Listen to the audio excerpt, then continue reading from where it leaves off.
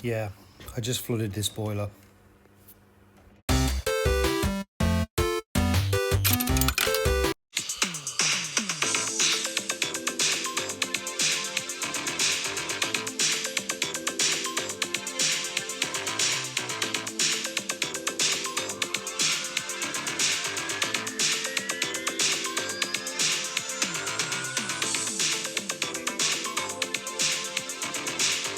What's up, guys? As you can tell from the intro clip, this job was an absolute bastard. Now, before we get into it and you see the moment that I pull the pipe off and absolutely soak myself and flood the boiler, just got to go through a couple of things with you real quick. So if you're watching this video and you don't subscribe, just take the couple of seconds out to click on the subscribe button. It would really help me out. I'd really appreciate it. And if you're watching on a PC, you might notice something called a join button. You can join my channel, my page, to help support me. It takes a lot of my time to put these videos together. So if you feel like you benefit from them, you learn anything, or you just like enjoy watching them and want to support me, you can click on the join button, buy me a cup of tea. It just helps me make more videos. So now that's out of the way, let's have a look at the job. Right, this whole sorry ordeal started off just as a call out to a boiler that was losing pressure.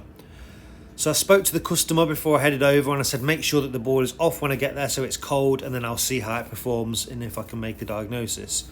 So all I've done is put the central heating on, and within 10 minutes or so it's only got up to 63, 64 degrees. It's heading up into the red zone. It's getting up towards 3 bar. So in my head initially I'm thinking flat expansion vessel, it's not been serviced, whatever. On this particular boiler, when it gets to almost 3 bar, it locks out on an E117 code because the pressure's too high.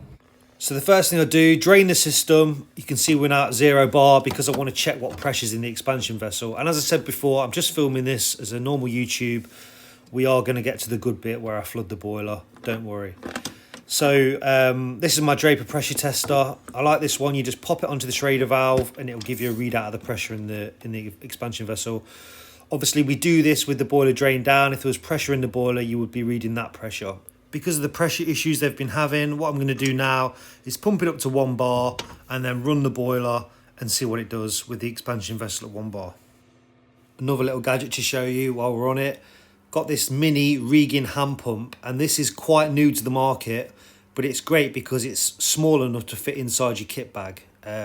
So it's a good little pump. Obviously, if you're going to be doing expansion vessels and unvented cylinders pumping up to 3 bars, it's not suitable for that because you'd be there all day. But for this, it's pretty decent. Now, it's got the big, I don't know what you'd call the attachment on the end, but it's a pretty big attachment for getting onto a Schrader valve. So I use this. Again, I think this is made by Regan. It's just a bent adapter. This will help you get into tighter spots. The one that comes on the end of the pump is a quick release, which is probably why it's bigger. But you can see I've put my angled adapter into that, and then the one that's going on to the expansion vessel is just a standard one that you turn on, but you get a lot better access inside tight spaces with those angled adapters. And then I'm just going to pump this up to 1 bar. Obviously I can't do this with one hand, so we'll set the camera up. Now I'm watching this back, it reminds me of just a bike pump, basically a small bike pump. So what I'll do is when I'm happy with the charge I've got it, I'll monitor it. So I've set that at 1 bar and I'll just leave it. Perfect time to have a cup of tea, have a chat with your customer. Just leave it on for 5 minutes, sort your kit bag out, whatever, so you can monitor it. Because if the expansion vessel's failed, that will drop down. It will lose pressure. But I'm happy that that's held. That's still at 1 bar, so we're good to go. I'm going to remove that. Because the boiler's been reaching 3 bar, the PRV has been opening, and that's why they've been losing pressure. So what I'm going to do is clean that out, because a lot of the time when a PRV goes, it doesn't resit. I don't want to be called out next week because the PRV's been weeping and they're still losing pressure. So give that a clean out, and then importantly, if it's got a grommet on it because it goes through the boiler casing, make sure you refit that nice and tight, because that's what keeps it a room sealed appliance.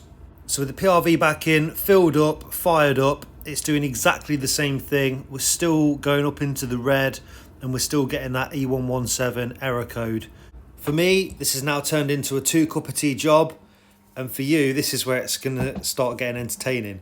Right, so just have a break, just try and explain the sort of thought process that's going through my head at this point in the job. So when you've got a boiler that gets up to sort of 2.5, 3 bar in a short period of time when the heating's on, it indicates that your expansion vessel is flat. But obviously I've checked the charge on that, I've pumped it up, and I know that that's good. I know the expansion vessel's okay. So what I'm thinking now is, imagine the boiler running without an expansion vessel connected to it. This is the kind of behaviour that will happen. The water pressure increases as the temperature increases. Without an expansion vessel connected, there's no way for that expansion to go. The pressure builds up to 3 bar. At that point, the PRV operates, it opens up and starts letting the excess pressure out. So it's acting like there's no expansion vessel connected. So if there's a blockage in that hose that connects the expansion vessel to the central heating system, either at the expansion vessel or at the hydraulic block where it connects, then that's why the boiler's behaving as if there's no expansion vessel there, or the expansion vessel's flat. So I've got a blockage on the pipework that connects the expansion vessel to the system. So I've worked out that I've got a blockage on the braided flex, either where it attaches onto the expansion vessel or where it comes out of the hydraulic block behind the pump. Now I'm going to stop talking for a minute. I'm going to let you see what happens.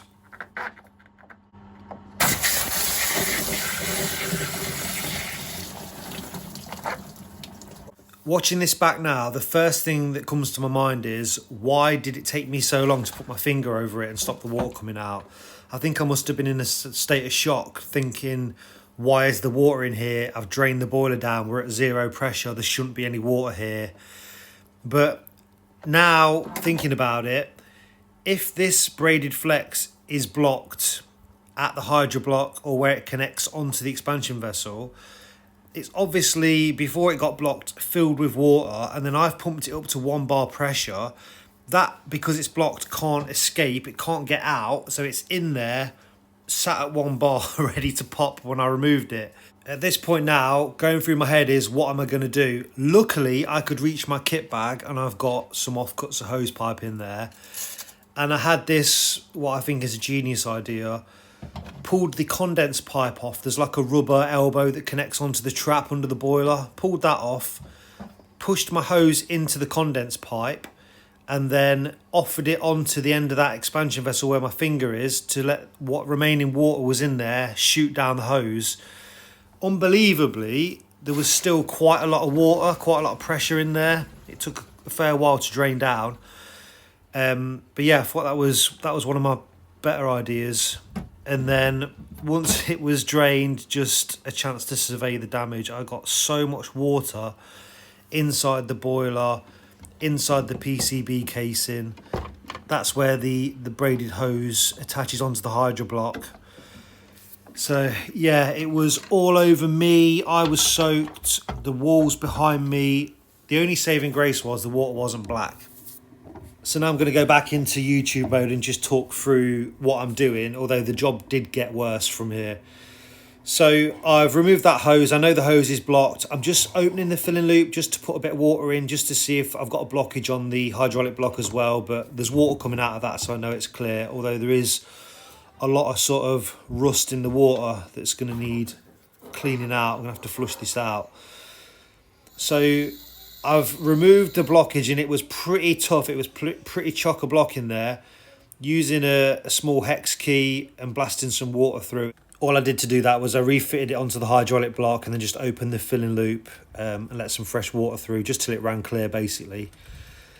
So now I'm thinking, okay, at least I've solved the issue. There was a blockage on that. I can start putting the boiler back together, but it got worse. Every time I tried to refit this braided flex, it dripped. First of all, it dripped from the hydraulic block. Then it dripped from the expansion vessel. I must have drained this boiler down, refitted the hose, filled it up, drained it down at least 4 times. I was losing the will to live. I just wanted to go home and give up.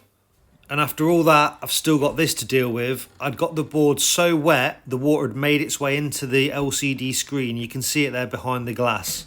So I've got this to sort out. And I don't even know if it's going to work. But what I will do, anytime I work on a boiler and I get any water near the PCB, I will make sure it's completely bone dry before I turn the power back on. There's no point even taking a risk. If there's a tiny bit of water on the board and you fry the board, you're going to be replacing the board. So I must have been on this for half an hour, 40 minutes before I managed to get every trace of water out from behind that glass. And then the most nerve-wracking part, turning the power back on. Now, I've been doing this job 20 years. When I first got a PCB wet, didn't dry it out enough, turned the power back on and heard that horrible sizzling noise that killed the board. Don't want to risk that. You live and learn. So I made sure this board was bone dry. Luckily for me, it worked. Yeah, but this job absolutely, it was horrible. Not had a job like this for a long time. Was so relieved when it was done. I just wanted to get out there. I was starving hungry. I'd not spoke to the customer since they let me in.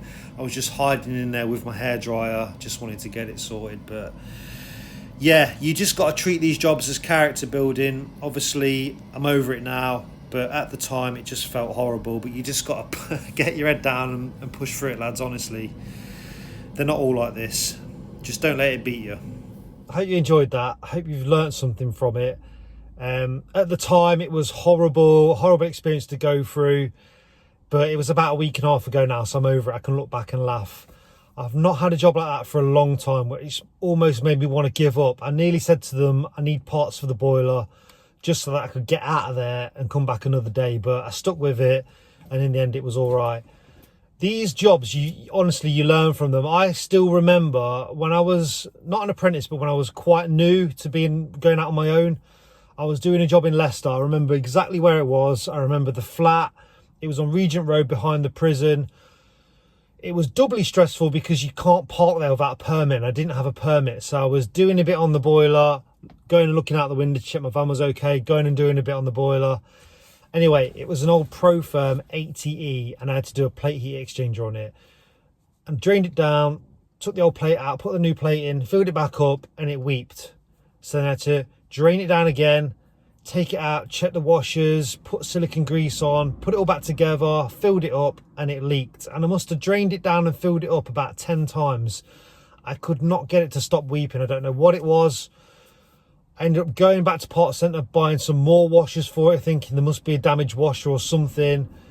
But no matter what I did, I could not get this plate to hold. And about the 10th or 11th time that I did it, for whatever reason, it held. But I must have been there for 4 or 5 hours, messing about, proper stressed. Didn't want to ring my dad and tell him. So, yeah, I'll always remember that one. But yeah, you just got to look on it as character building. Things like that will happen to you a lot when you're first starting out, but you've just got to look at them as learning experiences, and you'll learn from it. And that's how you'll become a better plumber, better gas engineer, because you'll learn from jobs like that.